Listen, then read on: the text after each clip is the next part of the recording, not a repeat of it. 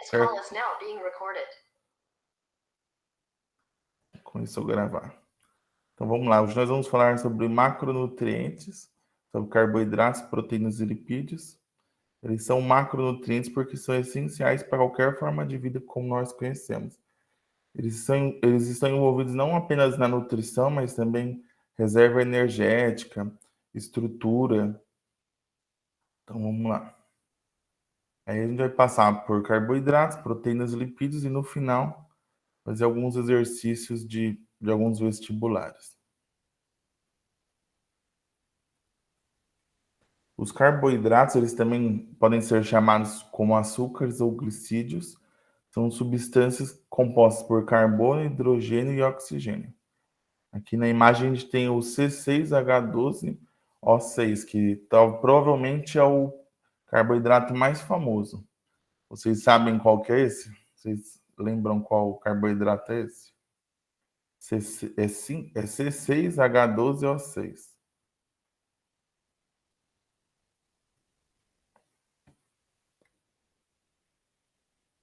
Esse aqui, não lembro.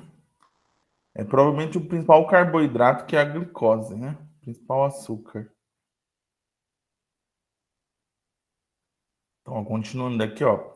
Os carboidratos, eles têm principalmente função energética, né? Sendo a principal fonte de energia a glicose. E também, dentro da função energética, é a reserva de energia. Nos vegetais, essa reserva de energia é em forma de amido. E nos animais, em forma de glicogênio. Aí, tanto o amido quanto o glicogênio, eles são formados por repetições de glicose, né? São várias glicoses encaixadas ali umas nas outras, só o que vai mudar é o formato mesmo. Porque tanto o amido quanto o glicogênio é essa repetição de glicose, só mudando o formato da macromolécula. Os carboidratos também vão ter função estrutural. Aqui alguns exemplos, que é a celulose na parede celular dos vegetais e a quitina, que compõe parede celular de fungos e exoesqueleto de animais. O exoesqueleto é essa carapaça aqui que os animais têm. Aqui é o exemplo do besouro, do caranguejo, do camarão. Aí aqui eu trago uma reportagem sobre um bioplástico que foi criado a partir da casca de camarão. Ou seja, a partir da quitina que está nesse exoesqueleto, estão estudando um bioplástico. Aí aqui, relembrando, celulose, função estrutural na parede dos vegetais, e quitina, parede dos fungos e exoesqueleto de animais. Lembrando que quitina não é queratina, né? Quitina é o carboidrato e queratina é uma proteína. Vai estar nos nossos cabelos, na unha.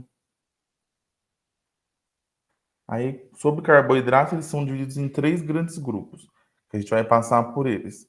São os monossacarídeos, os oligosacarídeos e os polissacarídeos. Então, sempre quando vocês ouvirem falar monossacarídeos, oligosacarídeos e polissacarídeos, a gente vai estar falando de carboidratos. Aí, começando aqui pelos monossacarídeos, eles são aqueles carboidratos chamados de mais simples. Eles são compostos de 3 a 7 carbonos. Aqui embaixo tem alguns exemplos de monossacarídeos. A ribose, a glicose, frutose, galactose. E é bom lembrar que apenas esses monossacarídeos eles são absorvidos diretamente pela corrente sanguínea.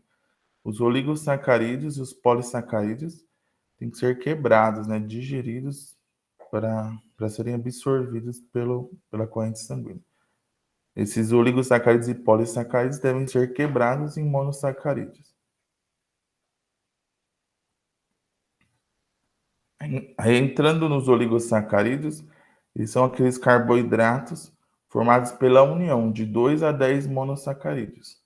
Então, aqueles monossacarídeos, que são carboidratos mais simples, eles se unem entre 2 a 10 e formam os oligosacarídeos. Esses oligosacarídeos eles são formados pela ligação chamada glicosídica. Aí, como a gente tinha falado, a quebra desses oligosacarídeos e polissacarídeos em monossacarídeos, para que o organismo consiga absorver, é feita pelo processo de hidrólise, que é o fornecimento de água ao carboidrato. Aqui na imagem a gente tem um exemplo da sacarose, que é a união da glicose e da frutose. Aí, quando é fornecido água, a sacarose é quebrada em 2 monossacarídeos, que é exatamente a glicose e a frutose, e aí esses monossacarídeos conseguem ser absorvidos pelo organismo. Esse processo de hidrólise, na grande maioria das vezes, ele é ajudado, acelerado por uma enzima catalisadora, que a gente mais para frente vai falar sobre enzima. Então, essa enzima catalisadora tem essa função de acelerar esse processo de quebra, de digestão. Aqui ao lado, eu tenho um exemplo de algumas enzimas que atuam na digestão dos carboidratos. Falando de enzima, sempre quando a gente tiver esse final ase, vai ser uma enzima de quebra, envolvida na quebra, na digestão de alguma coisa. Então, o ase a gente pode interpretar como quebra, e aí o começo da palavra a gente vai conseguir ver o que ele quebra. Por exemplo, sacarase é a quebra da sacarose. Amilase, a quebra do amido, né? Maltase, a quebra da maltose. E lactase, quebra da lactose. Provavelmente vocês já viram aqueles comerciais de remédio para quem tem intolerância à lactose. Aí no comercial ele fala assim: esse medicamento contém enzima lactase. Ainda em oligosacarídeos, a gente tem os disacarídeos, que são os oligosacarídeos mais famosos, né? Eles são os disacarídeos são compostos por 2 monossacarídeos. Aqui alguns exemplos: sacarose, lactose e maltose. Aí a sacarose ela é composta de glicose mais frutose. A lactose é composta de glicose mais galactose. E a maltose, glicose mais glicose. Aí os polissacarídeos, esses são aqueles carboidratos mais complexos, né? Aqueles grandes carboidratos. Que são, aí como a gente tinha falado, uma repetição de números monossacarídeos. Aí o exemplo, amido, celulose e glicogênio. Aí a gente volta naquela imagem. Amido e glicogênio é uma repetição de inúmeras glicoses, ligadas por ligação glicosídica. Tudo bem até aqui? Alguma Sim. dúvida, algum comentário? Então vamos lá. Agora a gente vai entrar em proteínas. Aí as proteínas, elas são formadas por vários aminoácidos. A partir de 80, então a partir de 80 aminoácidos ligados, a gente vai ter uma proteína. Essa ligação é chamada de ligação peptídica. Aí cada proteína, ela vai ter uma sequência única de aminoácidos. Então são a partir de 80 aminoácidos, há inúmeros que se conectam formando uma proteína. Aqui os aminoácidos são compostos de carbono, oxigênio, hidrogênio e nitrogênio. Aí a gente pode ver aqui na imagem. Tem um aminoácido 1, um aminoácido 2, aí eles se ligam, formam um peptídeo. Eles se ligam aqui, ó, ligação peptídica. E aí, a partir de 80 aminoácidos ligados, esse peptídeo passa, né, a ser uma proteína. Aqui na imagem a gente tem também os tipos de aminoácidos, que são 20 aminoácidos. E esses aminoácidos são divididos em essenciais e não essenciais ou naturais. Esses não essenciais ou naturais são aqueles que o organismo produz, e esses essenciais o organismo não produz. Então a gente vai ter que consumir via dieta mesmo, via alimentação.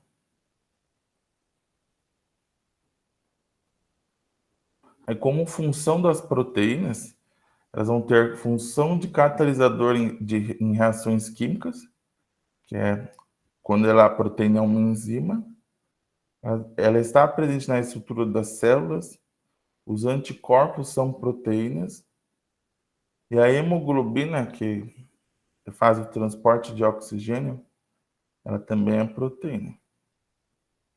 Esses são apenas alguns exemplos. Aí as proteínas elas vão ser divididas conforme a sua estrutura. Então vai ter a proteína primária, a proteína secundária, a proteína terciária e a proteína quaternária. E esse nome é exatamente por causa da estrutura da proteína, o formato dela.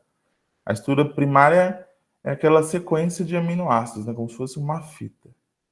A secundária já é uma estrutura em formato de hélice.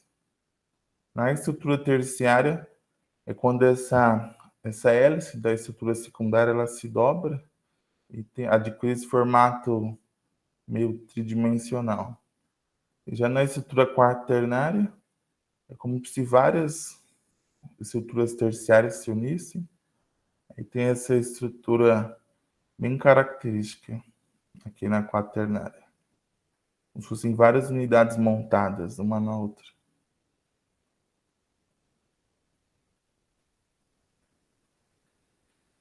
Aí dentro de proteínas a gente tem as enzimas, que toda enzima é proteína, né?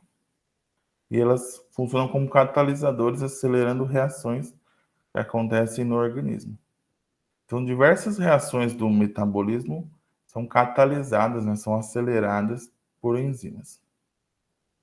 Aqui na imagem a gente vê, tem uma enzima, aí o substrato, por exemplo, a enzima lá que quebra a sacarose, a sacarase, né? A enzima sacarase, aí o substrato é a sacarose entra ali na enzima, ela é quebrada em 2 monossacarídeos para ser absorvido pelo organismo, e durante essa reação, a enzima ela não é destruída. Então, a enzima participa de inúmeras reações. Inúmeras vezes a mesma enzima vai ali quebrando o substrato e a enzima não é destruída, não é consumida. Então, aqui alguns exemplos de enzima. A DNA polimerase, que acelera a duplicação do DNA, a lactase, como a gente falou, que faz a quebra da lactose, a lipase, que faz a quebra de lipídios, né, de gorduras, a milase, que faz a quebra do amido. Aí é interessante que a milase ela está presente na boca, então a digestão do amido, como a gente vê, é um polissacarídeo, né, uma molécula muito grande, então a digestão do amido já começa na boca.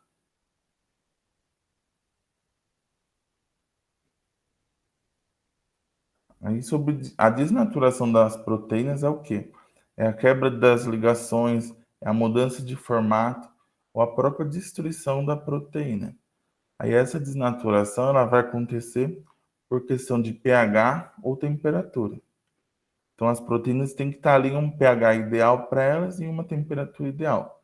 Qualquer condição que tire essa situação ideal vai gerar a desnaturação da proteína.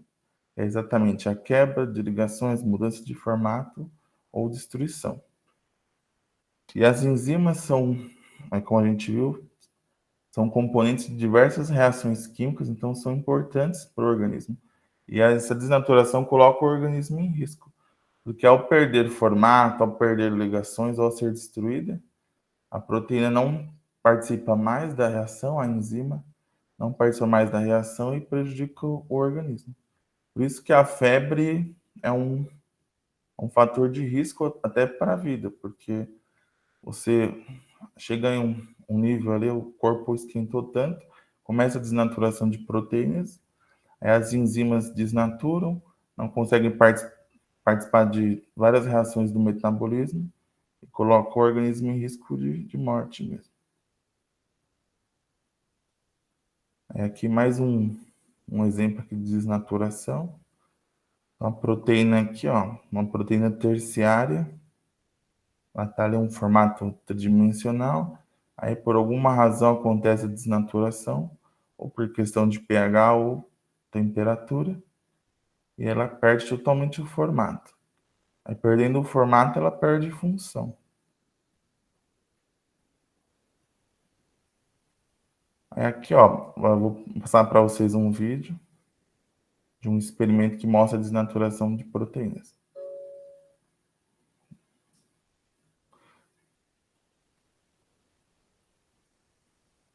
E aí, turma, tudo bom?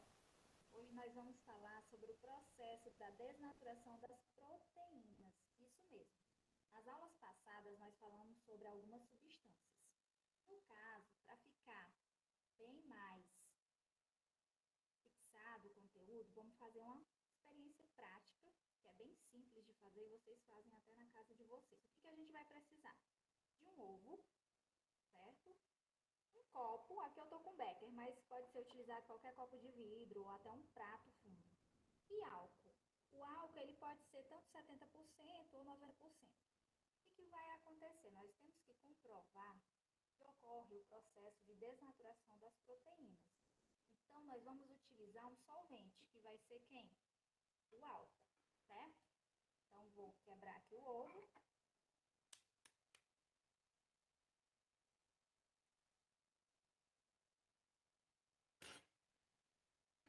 E vamos adicionar o álcool, certo?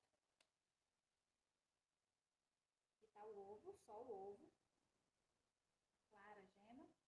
Vamos adicionar o álcool, uma quantidade razoável. E vocês vão observar que já vai começar a ocorrer, ó. Automaticamente, assim que foi colocado o álcool, o que acontece? A clara, ó, do ovo, ela já fica esbranquiçada. É como se a gente tivesse levado o ovo a um processo de fervura, como se eu tivesse fritado o ovo. Então, o que aconteceu aqui? Nesse processo, aconteceu que ocorreu a desnaturação das proteínas através do álcool, que é o solvente. Ou seja, essa proteína que está presente no ovo é a albumina. Então, a proteína, qualquer tipo de proteína, ela vai ser formada pelos aminoácidos. E ao entrar em contato com o solvente, ocorre esse processo de desnaturação. Então, aqui está bem evidente que a clara, ó, contém proteína, né, o ovo em si, ocorreu essa desnaturação. Ocorreu a quebra das proteínas, sendo que as proteínas elas são classificadas em primárias, secundárias, terciárias ou quaternárias. Então, houve a quebra da estrutura proteica que estava presente aqui no ovo, certo?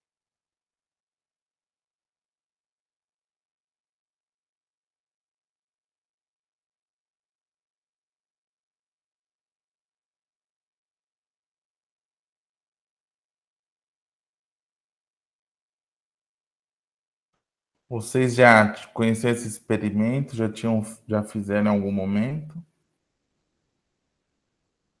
Então, esse experimento ele mostra que a albumina, né? Por que que o ovo, quando é frito, a clara fica branca?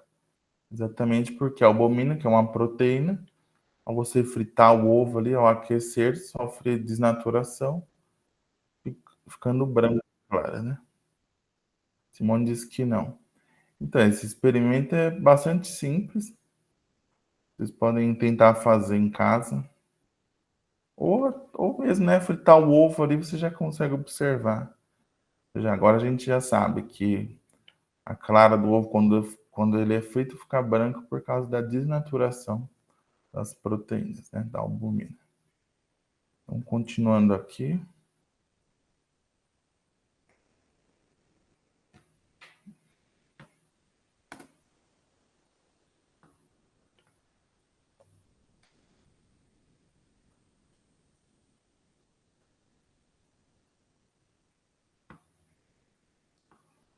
Acho que travou o slide.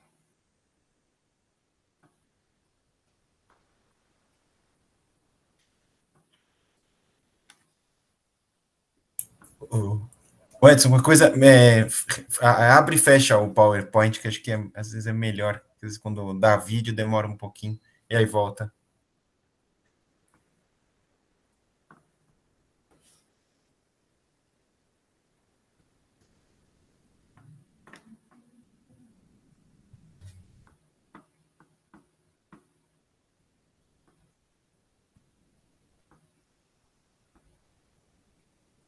Voltou. Apareceu? Apareceu. Perfeito. Então, agora a gente vai falar sobre os lipídios, né? Os lipídios também são conhecidos como gorduras, são moléculas formadas por ácidos graxos e álcool. Normalmente, um lipídio ele vai ter essa coloração esbranquiçada ou amarelada e não é solúvel em água. A exemplo, óleos, gorduras e ceras. Aí, como função, os lipídios eles têm função em síntese de hormônios. Aqui alguns hormônios que são formados por lipídios: estradiol, testosterona, progesterona, cortisol e o próprio colesterol.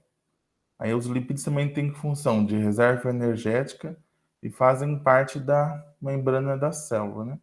Que é a chamada bicamada fosfolipídica. Então, essa bicamada ela tem uma parte constituída de lipídios, né? De gorduras. Aí, sobre colesterol, a gente vai ter o chamado colesterol bom, que é o HDL, e o chamado colesterol ruim, LDL. Vocês já ouviram falar? Provavelmente vocês já ouviram falar, o colesterol bom, o colesterol ruim. Já ouviram falar de HDL, LDL? Não. Então a gente vai passar um vídeo agora, depois a gente conversa um pouquinho mais sobre o chamado colesterol bom, que é o HDL, e o colesterol ruim, LDL.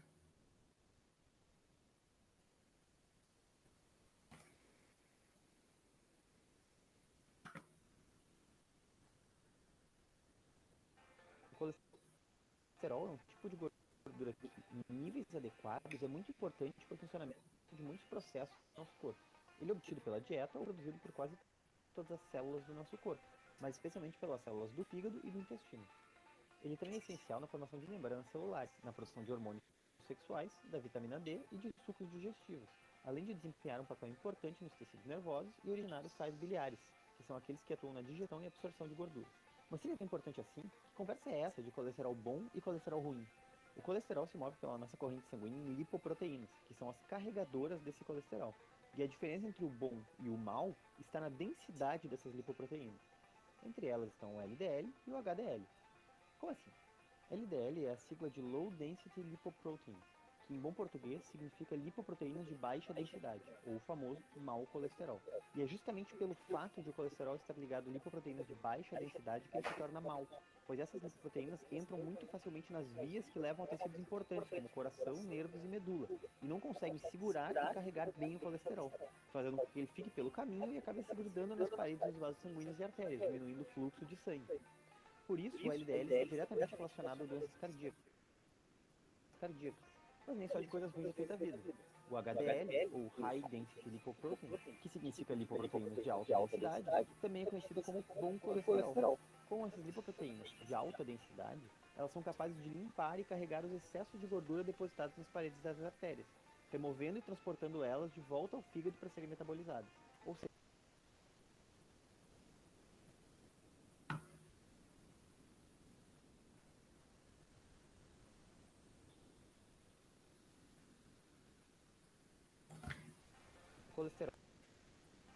colesterol Deu para ouvir bem o vídeo? Ele passou bem? Conseguiram ouvir? Sim. Ótimo. Então, agora a gente vai falar um pouquinho mais sobre o que a gente viu no vídeo. Então, o HDL, que é aquele chamado bom colesterol, ele é chamado de bom colesterol porque ele é responsável por retirar o excesso de colesterol dos tecidos e transportá-lo de volta ao fígado. Ou seja, como a gente viu no vídeo, O LDL ele facilmente pode se grudar nas paredes das artérias e o HDL ele vai retirar esse excesso de LDL das artérias e levar de volta ao fígado para ser metabolizado. Já o LDL ele é chamado de mau colesterol exatamente por causa disso, que ele pode ser facilmente grudado nas paredes das artérias, levando ao entupimento das artérias, que pode levar a AVC, infarto. Então, o LDL ele é responsável pelo transporte de colesterol do fígado e do intestino até membranas celulares ou locais de produção de hormônios. E o problema é quando esse LDL forma placas de gorduras e se gruda às artérias, né? Favorecendo a doenças cardiovasculares.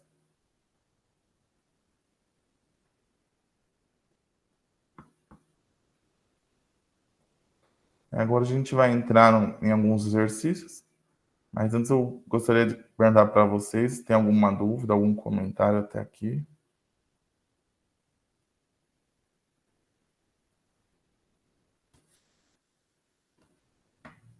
Até agora não. Tá bom, então, o primeiro exercício, esse aqui, que eu quero conversar com vocês algumas técnicas de resolução de provas que, para mim, funcionam, e não sei se vocês usam, que quando tem uns textos, aqui o texto não é muito grande, mas tem aquelas questões com textos bem grandes, aí uma das técnicas, uma das ideias que eu tenho você vai lá no final e destaca ali o que ele pede, porque normalmente dá um texto muito grande e no final ele pede alguma coisa, né? Então a ideia vocês vão lá no final, veem o que ele pede, aí meio que você já destaca a pergunta, aí sabendo a pergunta vocês vão ler o texto para de fato procurar a resposta, né? Então é uma ideia, algo que talvez funcione também para vocês. Aí a primeira pergunta é os glicídios.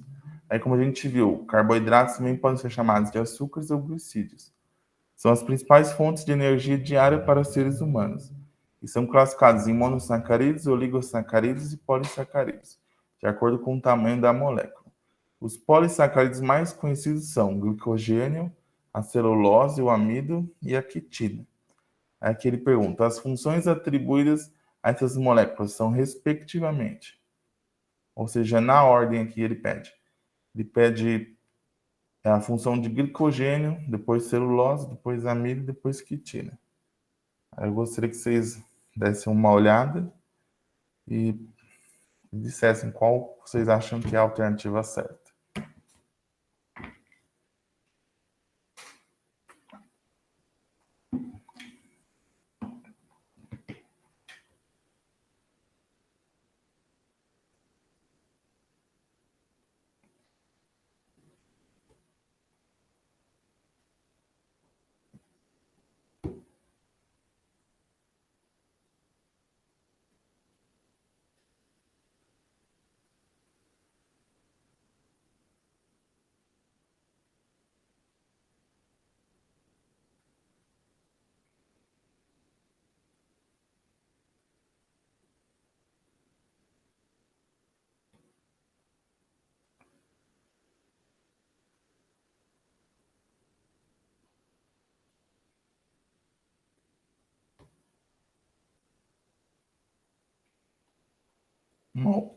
Uma outra ideia para provas, para Enem, é você trabalhar também com exclusão de alternativas, né? Então, por exemplo, a gente vê aqui, ó, glicogênio. Então, qual a função do glicogênio? Vocês lembram qual a função do glicogênio? Se é de reserva ou se é estrutural?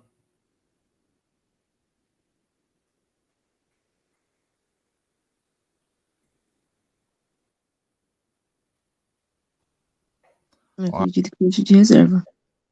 Isso, o glicogênio é reserva. Então, a gente pode trabalhar por exclusão. Então, ó, se glicogênio é reserva, então não pode ser alternativa A, estrutural, e nem a D. Então, aqui a gente já excluiria duas alternativas, já ganharia um tempo para continuar analisando. A gente prosseguiria, celulose é reserva ou estrutural? Aí já tendo excluído duas alternativas, A gente teria um foco maior nas outras 3, ganharia tempo. Trabalhar com exclusão é também bastante interessante, em provas, em vestibulares. A Raíssa tinha respondido a alternativa C. E é exatamente a alternativa C. Então, glicogênio, como vocês falaram, é reserva, a celulose é função estrutural, o amido é reserva, né? Qual a diferença entre amido e glicogênio? Que glicogênio é a reserva de energia em animais e o amido é a reserva de energia em vegetais. E a quitina, que é a função estrutural, que é aquela função lá de estar presente ali na carapaça de animais, né? No exoesqueleto. Alguma dúvida sobre esse exercício? Algum comentário?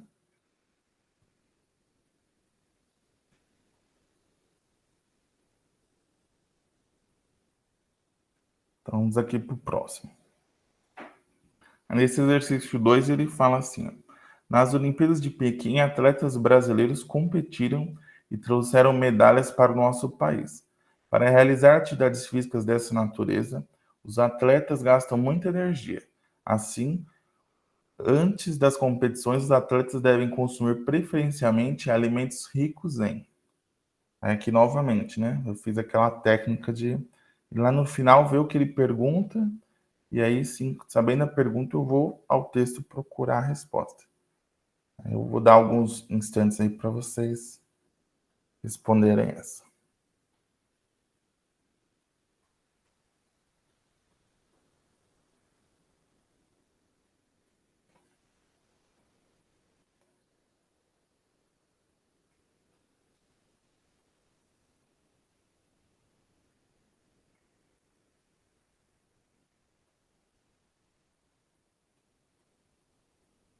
Seria C? Isso. Aqui, então, aqui o que ele pergunta, né? A pergunta tem a ver com energia, então a gente tem que pensar naquela molécula que vai dar essa energia rápida, né? Que aí é exatamente o carboidrato, né? Os açúcares, que é a alternativa C, tá certo?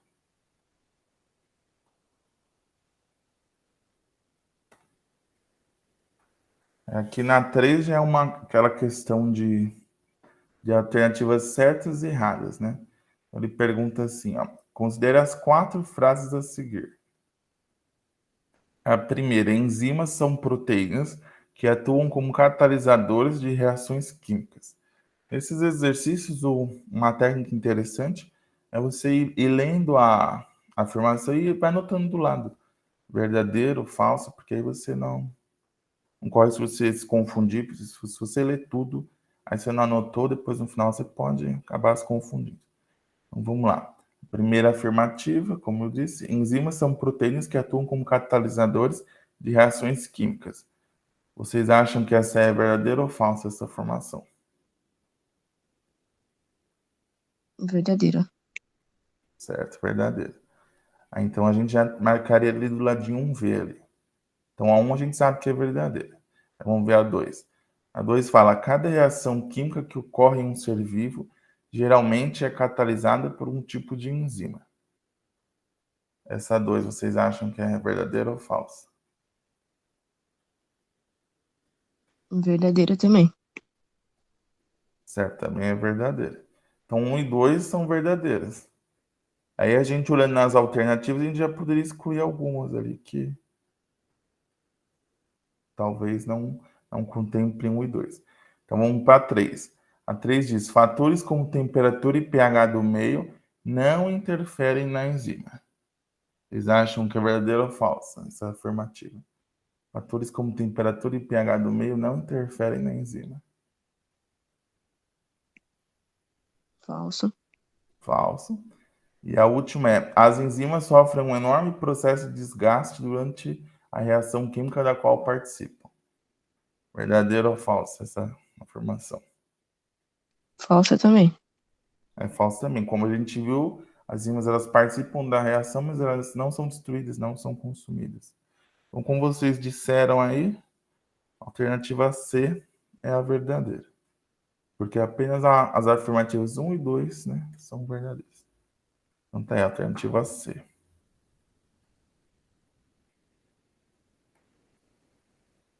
É que nesse exercício ele diz: as proteínas são substâncias que estão presentes em todos os seres vivos. As proteínas são formadas por unidades menores, denominadas de.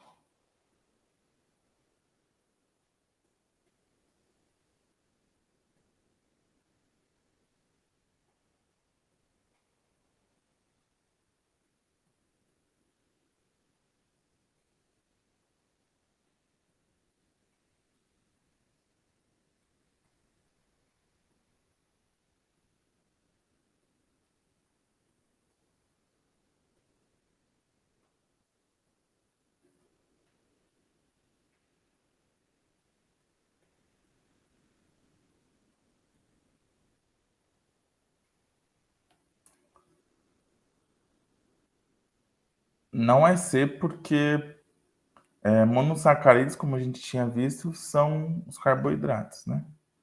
Então não pode ser C. Aí a gente, relembrando, né, o que a gente viu, monossacarídeos, oligosacarídeos, disacarídeos, polissacarídeos são carboidratos. Aí as proteínas, elas são formadas por uma sequência de aminoácidos, né? A partir de 80 aminoácidos ligados, a gente vai ter uma proteína. Isso seria B, exatamente, aminoácidos. Aqui a gente pode, uma questão dessa, pode trabalhar de novo com exclusão. Então, vocês veem lá enzimas. A gente sabe que enzima é uma proteína. Então, a gente poderia, por exemplo, excluir enzimas. A gente trabalharia com as outras alternativas. Então, como vocês falaram aí, é a alternativa B, aminoácidos, que uma sequência ali a partir de 80 aminoácidos formam uma proteína.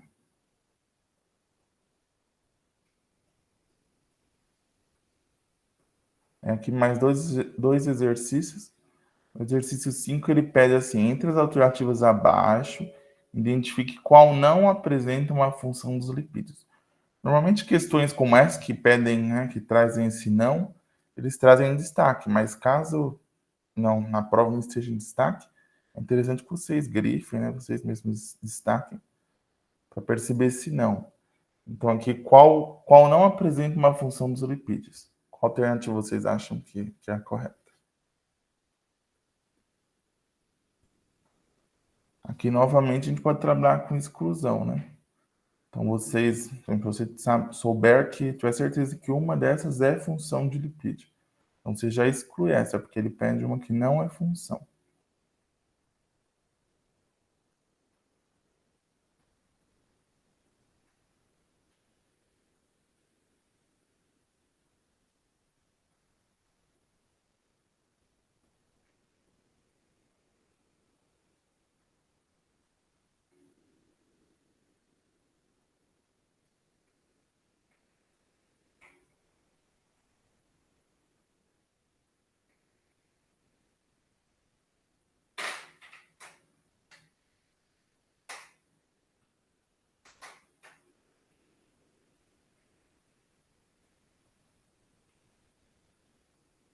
Seria C?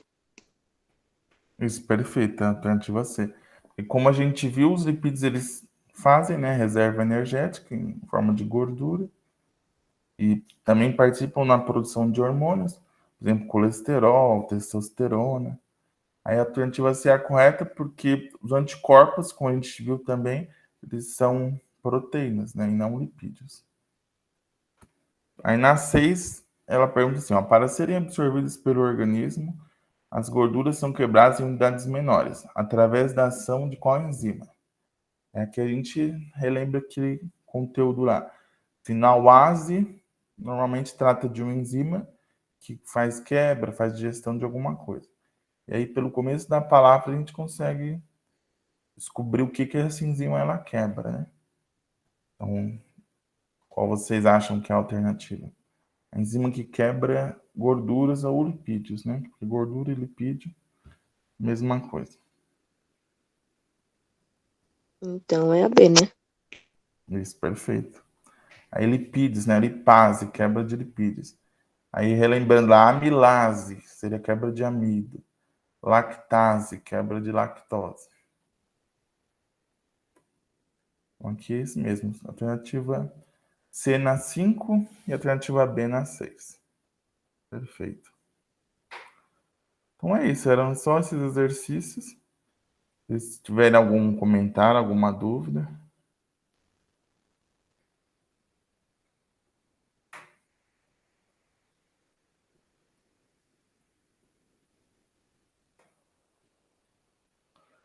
Então, não tendo nenhuma dúvida, agradeço vocês mais uma vez pela participação. E aí vocês, daqui a pouco, ficam com a aula da Gabriela. Muito obrigado.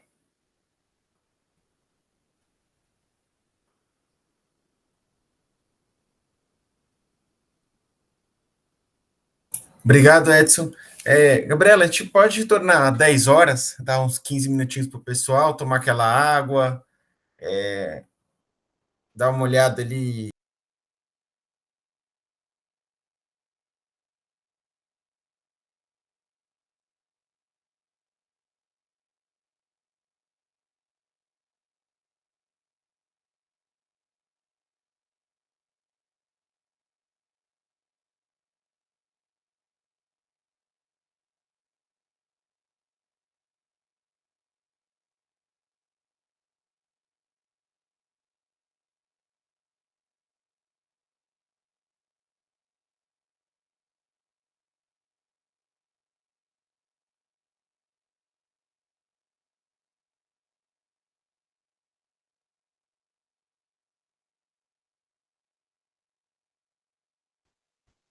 Bom, vou começar aqui a apresentação. Se tiverem alguma dúvida, é só ligar o microfone e falar, tá?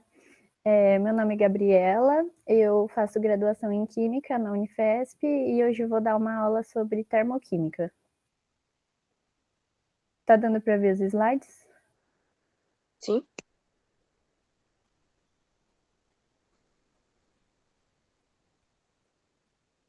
Tá bom. Então, o primeiro tópico que eu vou abordar aqui hoje são os tipos de reações químicas. Existem diversas maneiras de classificar as reações químicas. Uma delas está relacionada com o número de substâncias diferentes que reagem e o número de substâncias diferentes produzidas. Nós podemos classificá-las em reações de síntese, reações de decomposição, reações de troca simples ou deslocamento e reações de dupla troca. As reações de síntese são reações em que 2 ou mais reagentes se combinam para produzir um único produto. A sua fórmula geral é A mais B formando C. Então, nós temos 2 substâncias que se combinam ali, são os reagentes, para formar um único produto que é o C. Alguns exemplos dessas reações de síntese são essas aqui que estão do lado direito. Ferro mais o enxofre formando FeS. 2Mg mais O2 formando 2MgO. Sempre tem 2 ou mais reagentes formando um único produto, do lado direito da reação. As reações de decomposição são reações em que um único reagente se decompõe em 2 ou mais produtos. Ela é a reação inversa da reação de síntese. Então, a síntese ela produz um único produto e a decomposição ela parte de um único reagente para formar mais de um produto. A sua fórmula geral é o contrário da reação de síntese, então C formando A mais B. Uma reação bem básica de decomposição é a decomposição da água em H2 e O2.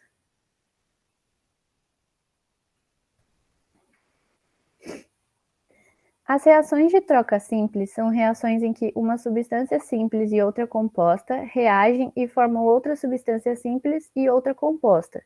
Por que ela é chamada de troca simples? Por exemplo, nós temos aqui na caixinha A mais XY.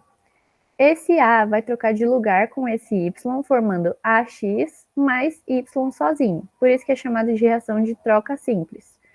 um dos reagentes vai trocar com o outro, formando dois compostos diferentes. A mais XY, aqui nesse caso o A vai trocar de lugar com o X, formando AY mais o X sozinho. Um exemplo dessa reação de troca simples é o zinco reagindo com o cobre SO4, formando ZnSO4 mais o cobre sozinho. O Zn trocou de lugar com o cobre, formando duas substâncias diferentes das iniciais. Já as reações de dupla troca são reações em que duas substâncias compostas reagem entre si, trocando seus componentes e dando origem a duas novas substâncias compostas. Na troca simples, apenas uma substância ia trocar de lugar, nessa daqui duas vão. Então, AB mais XY, o A vai juntar com o Y, formando AY mais XB. Um exemplo, NaOH mais HCl. Esse Na vai juntar com o Cl daqui, formando NaCl mais H2O, porque tem aqui o OH mais esse H que ficou sozinho, formando H2O. Agora nós vamos entrar na parte da termoquímica. Vocês têm alguma dúvida sobre essas reações? Não?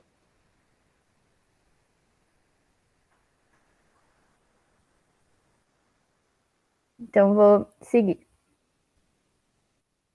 Aqui a gente entra num pedaço da química muito parecida com o que o Edson explicou hoje, que são sobre os alimentos, o papel dos alimentos. Os alimentos são a fonte de energia necessária para manter os processos vitais, a temperatura corporal e os movimentos musculares. Os valores energéticos dos alimentos são estimados em função das suas porcentagens de carboidratos, proteínas e lipídios, como ele falou antes. Uma caloria é a quantidade de calor necessária para elevar em 1 grau Celsius a temperatura de 1 grama de água. Então, quando você tem 1 grama de água e você aumenta a temperatura dela de 24 para 25, ou seja, aumentou 1 grau Celsius, você gastou 1 caloria nesse processo. E aí aqui a gente tem a relação entre caloria e joule, que é o valor de energia. Então, 1 caloria equivale a 4,18 joules.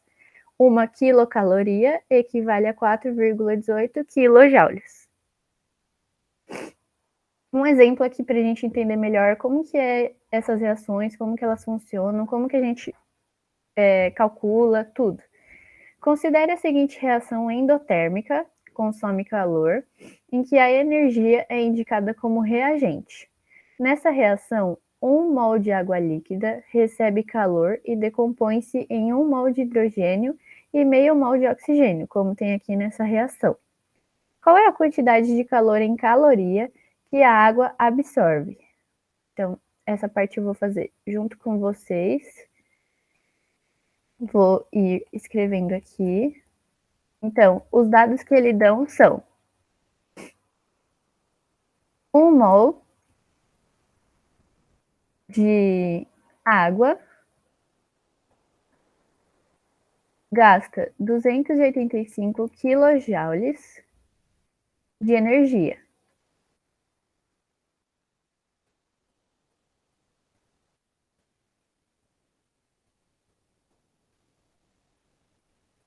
E a gente quer saber quanto vale esse valor de quilojoule em caloria. Então, se 1 caloria equivale a 4,18, vou colocar em quilocaloria que é mais fácil. 1 quilocaloria equivale a 4,18 quilojoule. Quantas calorias eu tenho em 258 quilojoules? Essa aqui é uma regra de 3 que a gente vai multiplicar cruzado. Então, vai ficar x vezes 4,18 é igual a 258, vezes 1, né? Que é o próprio 258. Então,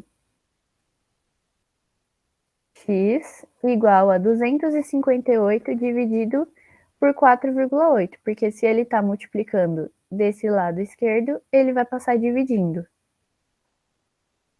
Então, 258 dividido por 4,18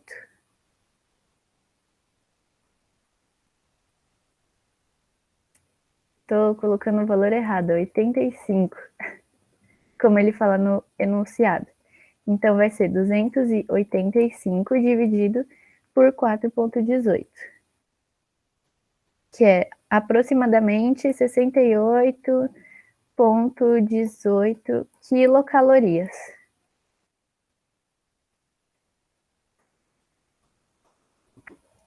Então, qual a quantidade de calor em caloria que a água absorve? Ela absorve 68,18 quilocalorias nesse processo aqui de decomposição da água. Agora a gente vai entrar na parte de processos que envolvem troca de calor. Processo exotérmico é aquele em que há liberação de energia. Então, A, que se decompõe em B, mais calor. Processo endotérmico é aquele em que há absorção de energia, A mais calor, se transformando em B, como foi o caso do exemplo da água que a gente viu antes.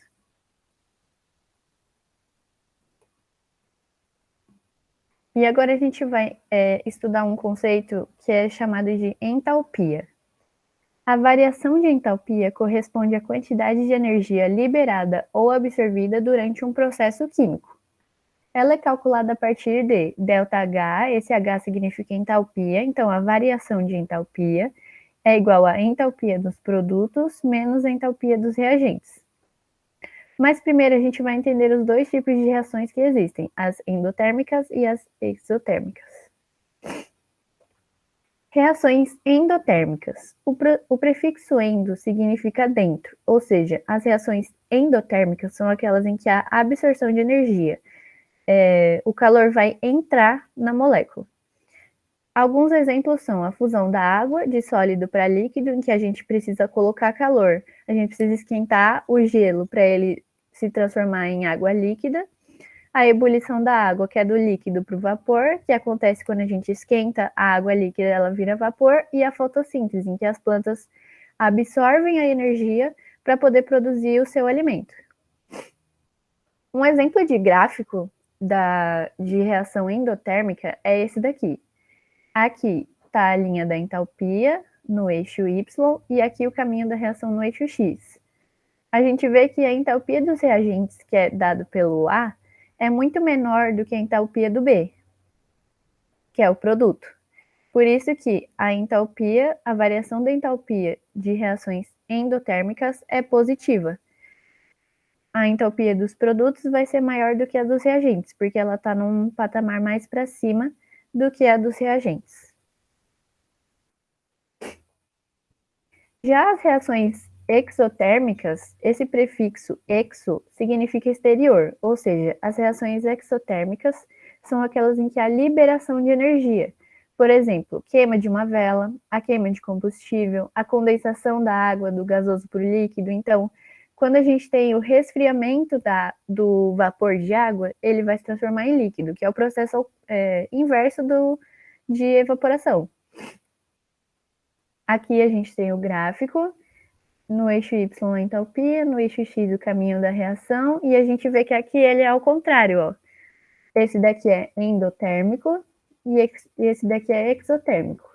A gente vê que o reagente, ele está mais para cima do produto. Por isso que a variação, quando desce, ela vai ser negativa. Variação de entalpia de processos exotérmicos vai ser menor que zero, ou seja, negativa. Tem alguma dúvida sobre essa parte?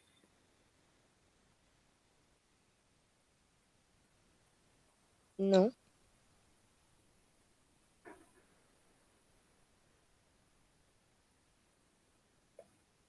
Então, eu vou seguir. Aqui tem um exemplo de uma questão do Enem, que aborda essa parte de gráfico e de reações. O aproveitamento de resíduos florestais vem se tornando cada dia mais atrativo, pois eles são uma fonte renovável de energia. A figura apresenta a queima de um bioóleo extraído do resíduo da madeira, sendo o ΔH1 a variação de entalpia devido à queima de 1 grama desse bioóleo, resultando em gás carbônico e água líquida. Então, esse mais embaixo aqui, nesse gráfico. Bioóleo mais o oxigênio, tem o ΔH1, que se transformou em CO2 gasoso e água líquida. E o ΔH2, a variação de entalpia envolvida na conversão de 1 grama de água no estado gasoso para o estado líquido.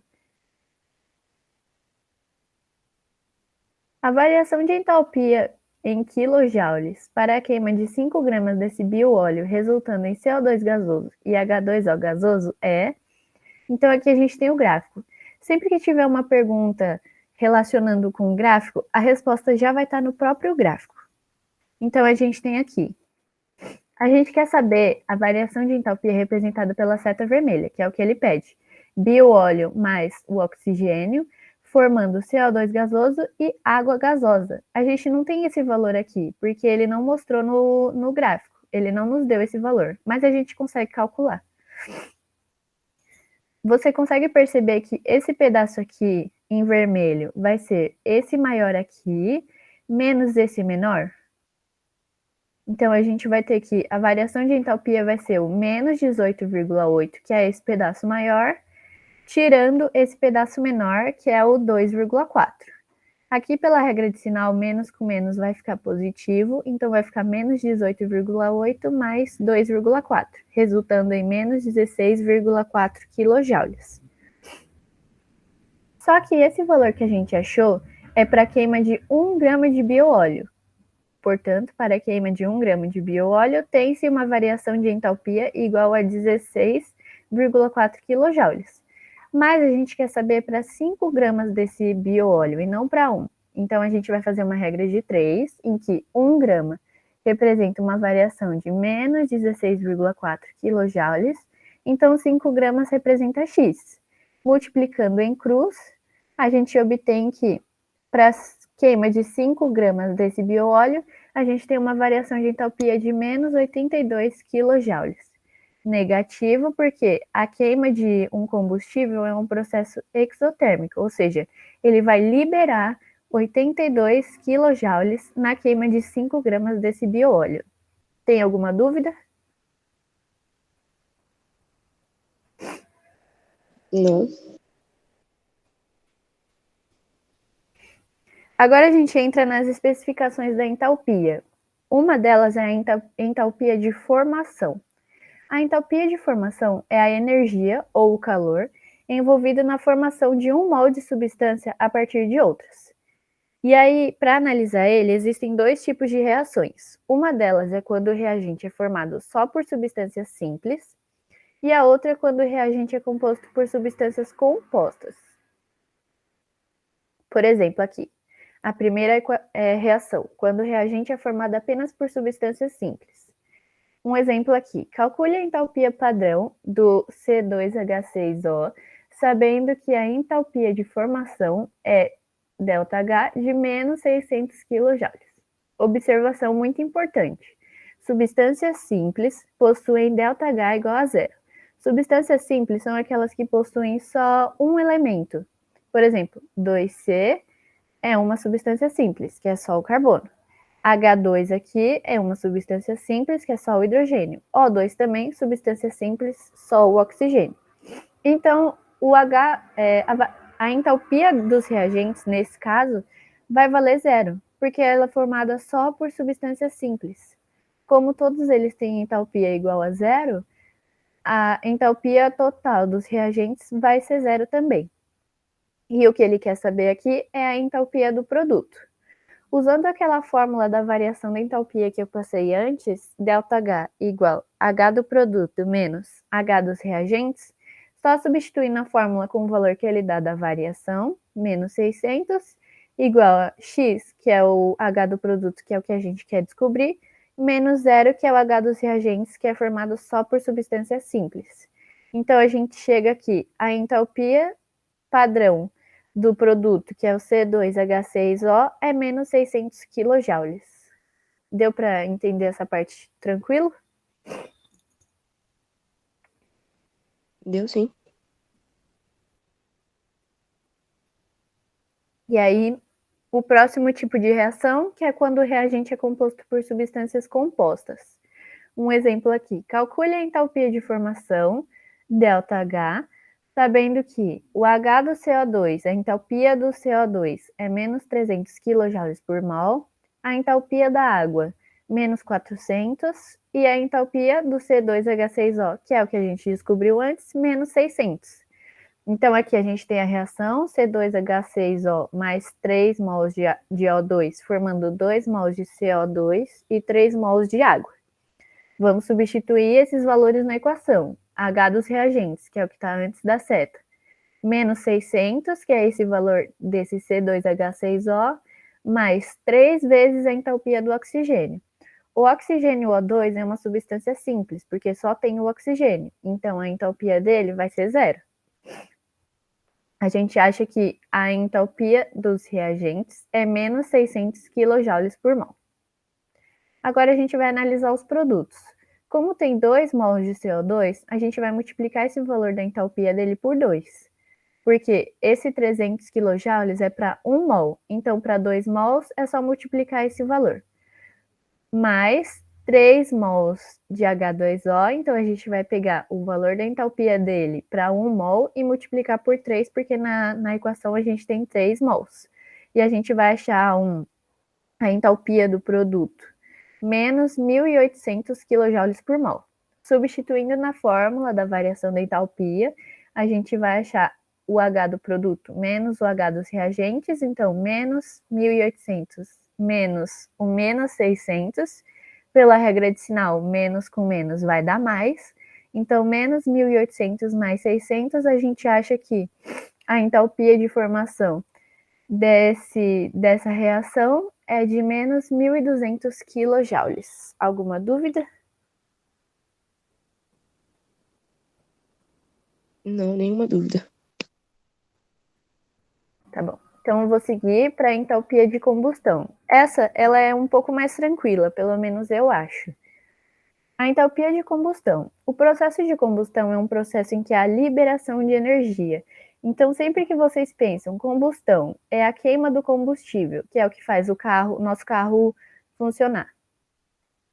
O processo de combustão ele é um processo que há liberação de energia. Sempre que queima o combustível, é um processo que libera energia. Então, é um processo exotérmico. A entalpia de combustão é a energia liberada na combustão completa de 1 mol de substância em seu estado padrão. Nesse processo, o combustível é combinado com o oxigênio e forma gás carbônico e água. Um exemplo aqui de combustão completa do álcool etílico, C2H6O líquido, mais 3 mols de O2 gasoso, formando 2 mols de CO2, mais 3 mols de água líquida, que foi esse exemplo aqui de antes. É a mesma coisa que está aqui. E a gente achou que o valor da entalpia padrão era negativo, por isso que é um processo exotérmico, ou seja, libera energia. Esse aqui é um outro exemplo de uma questão do Enem, que é sobre entalpia de combustão. Por meio de reações químicas que Gabi, envolvem carboidratos, lipídios e proteínas... rapidinho, a Raíssa levantou a mão, não sei se ela está com alguma dúvida. Aham, pode falar.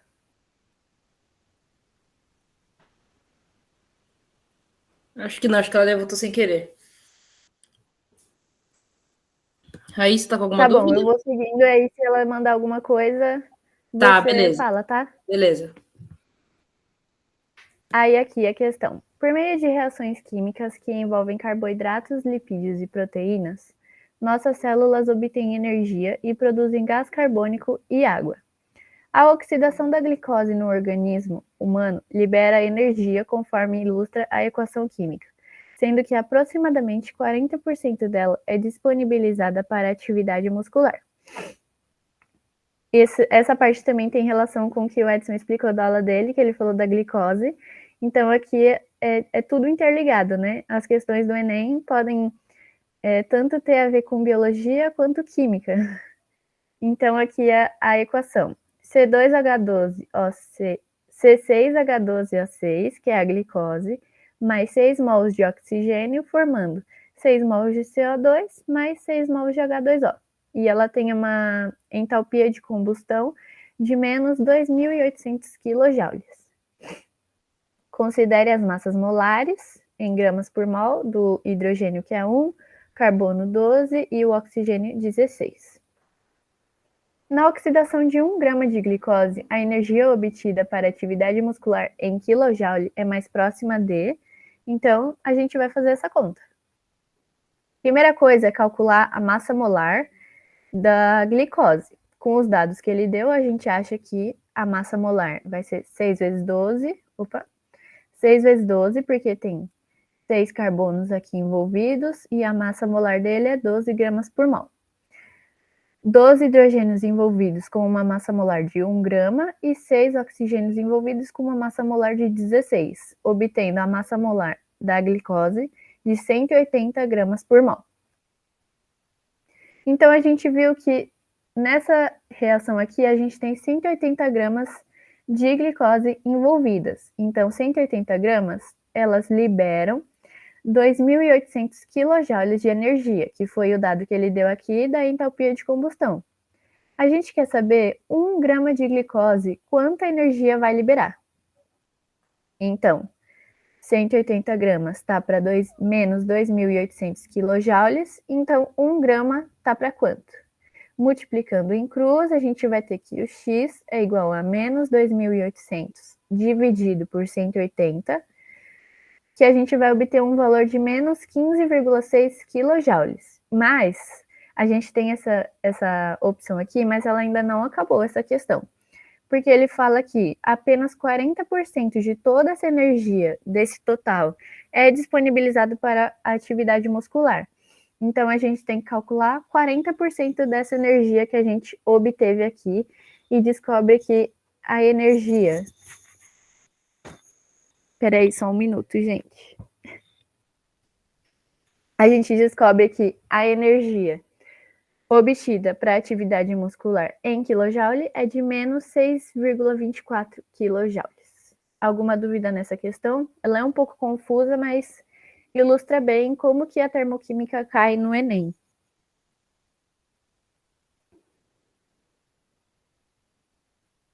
Sem dúvidas. Bom, era isso a aula de hoje. É um tema que cai bastante no Enem, então se tiverem alguma dúvida, podem perguntar que eu explico de novo. E é isso.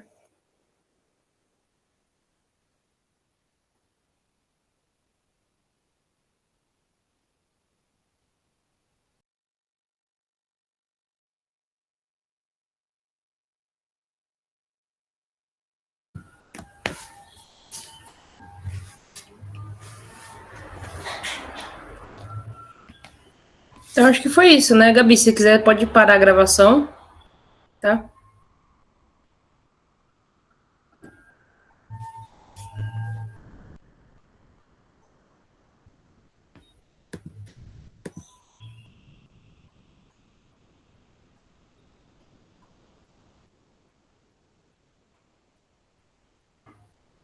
Só clicar nesses 3 pontinhos do lado de onde desliga ali que vai aparecer a opção.